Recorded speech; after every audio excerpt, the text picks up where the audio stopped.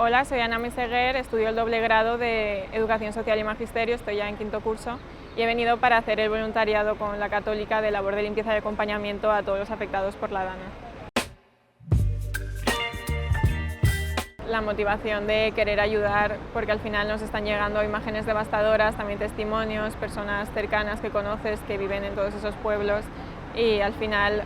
te sientes un poco con la necesidad de ayudar y de causar, aunque sea un mínimo impacto, para poder mejorar la vida de estas personas. Estamos haciendo sobre todo labores de limpieza, pues acompañamiento, ayudar a vaciar los lugares, quitar barro y fango de las calles, de los bajos, un poco lo que se necesita, estamos dispuestos a hacer lo que haga falta.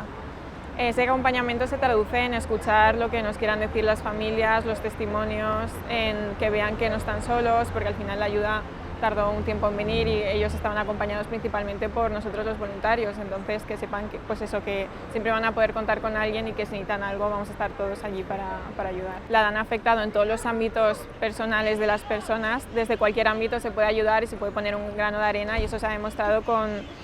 la barbaridad de ayuda que se está ofreciendo desde todos los ámbitos a estas familias, ya sea pues los agricultores que han aparecido con tractores, por supuesto los enfermeros, veterinarios, desde todos los ámbitos se puede arrimar el hombro.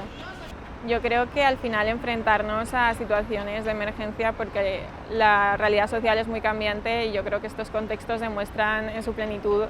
lo que esto significa, porque de un día para otro nos encontramos con que los pueblos ya no son lo que eran, todo ha cambiado, gente que necesita mucha ayuda, sobre todo mucha vulnerabilidad, donde hay que intervenir, donde hay que ayudar,